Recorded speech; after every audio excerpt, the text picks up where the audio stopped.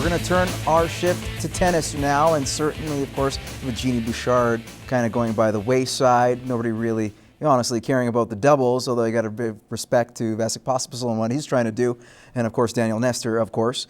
But let's move on to the men's singles, and of course, Milos Raonic, a guy who has tons of potential, but can he actually take that next step? Against Stan Wawrinka, he definitely looked like he did. A guy he's never beaten before, he just did that in 5 sets.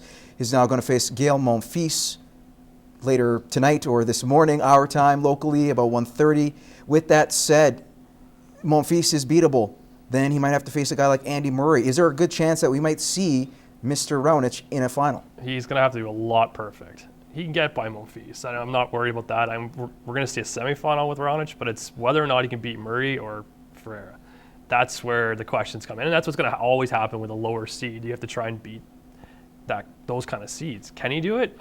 He's getting to the point where he's going to be in that conversation where we start talking about him as the top 5-6 player in the world, and then even though he's 14th. And it's been a long time coming. Yeah. Because this guy is in his mid-20s now. A lot of hype when he came in, a lot of promise, and some people felt a little underwhelmed in terms of what he's done.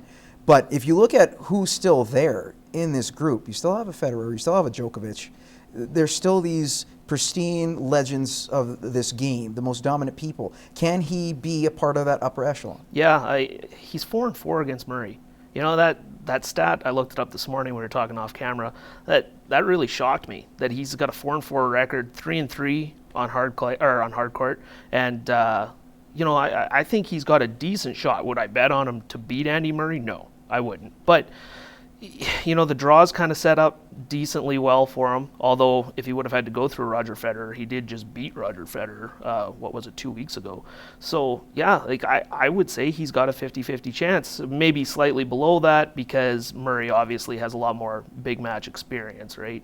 And it's going to be a tough hill to climb. But, yeah, I wouldn't give him the match tonight for sure, but he definitely is the favorite, and getting to the semis, a respectable shot against Andy Murray. And you never know, Raonic could be crowned a Grand Slam champion, and that'd be huge for Canadian sports. Moving from one potential king of one sport to another, LeBron James and the Cleveland Cavaliers. Of course, David Blatt, the coach that was hired before LeBron returned to Cleveland, ends up getting fired a week later after being trounced by the Golden State Warriors at home, no less, by 34 points.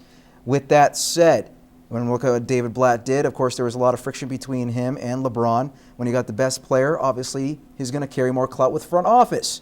Was that the case here, guys? Tyler? I really think so. And getting Blatt fired? I mean, it's tough to think any other way, right? Like, it's LeBron James. Cleveland's lost him once. I don't think they want to lose him again. And, I mean, he, like you say, Blatt was hired before they got James back, and it is a bizarre situation, though, isn't it? Like, I kind of expected this to come sometime in the offseason, with all the friction that there seemed to be throughout the playoffs last year, including that Game 4 against Chicago when James admitted that he'd changed the play in the huddle. And, when you're overruling a coach like that, you would think a coaching change would be on the way. It didn't happen. They've had a decent season. I think they've been coasting, not much competition in the East. But it was clear after the Warriors game that something needed to change. It's funny because LeBron said he was shocked to see Blatt gone. Do you buy that? I kind of, in a sense, I do and I don't, but it's more because I look at their body of work and what they've done this year.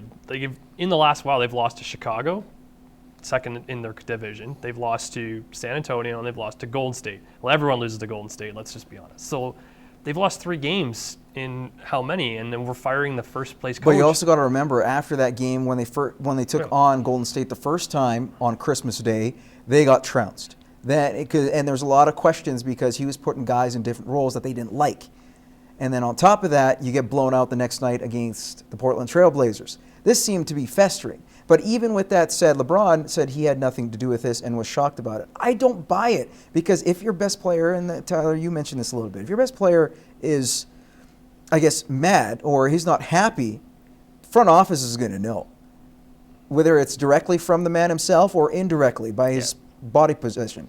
Because if you look what he did, he doesn't talk to Blatt. He was talking to Tyronn Lue, who's now the new head coach of that team. And other players are starting to come out and say that, they couldn't respect the coach who would dissect them, but would let LeBron get off on oh, well, you weren't in the right position, but we're not going to tell it to LeBron. So, but what do you do? Like, it's LeBron James. It's true. It's, like, it's true, but would you in that sense call LeBron a coach killer? Phil Kessel of basketball? I don't know.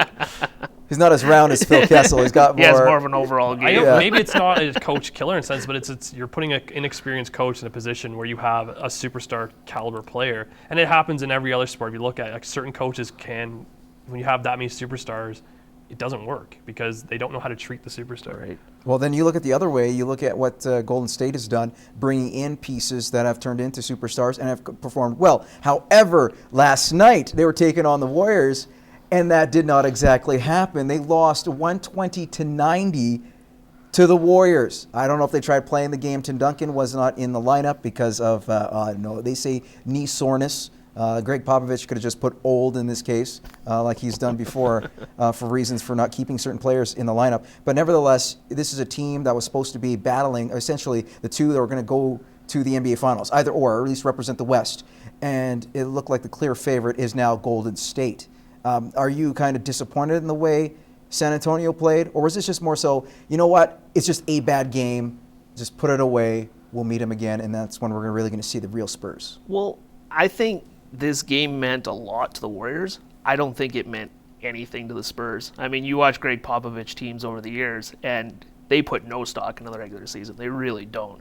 And so I caught a bit of the game last night, and what I saw was when Golden State got up by a little, the Spurs' body language was basically, forget it. Like, and I remember one play in particular, Draymond Green, he got 2 and a foul, and he was flexing after the basket. And I thought, really, bud, you're up 20. It's January. This really isn't that big of a game. So, it seems that I think that record means a lot to the Warriors, and they're going after it. And for the Spurs, I think they're just happy getting in the dance, and let's see what happens. They got to rest their guys, right? You hit on Tim Duncan and the knee soreness, oldness. Yeah, like that's Greg Popovich is a master of psychology when it comes to this. I don't know if this was a game plan that he tried working and it didn't work in his favor.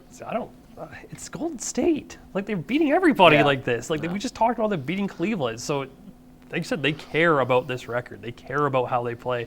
I'm not saying no one else cares about how they play, but they're like the way Steph Curry's playing is the whole team's playing like it's a playoff.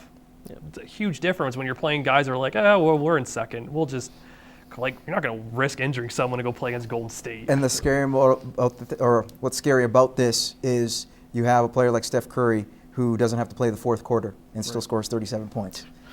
I don't know if I want to mess with that in any round, regardless of who it is. All right, we're going to take a quick timeout and return with Over Under next.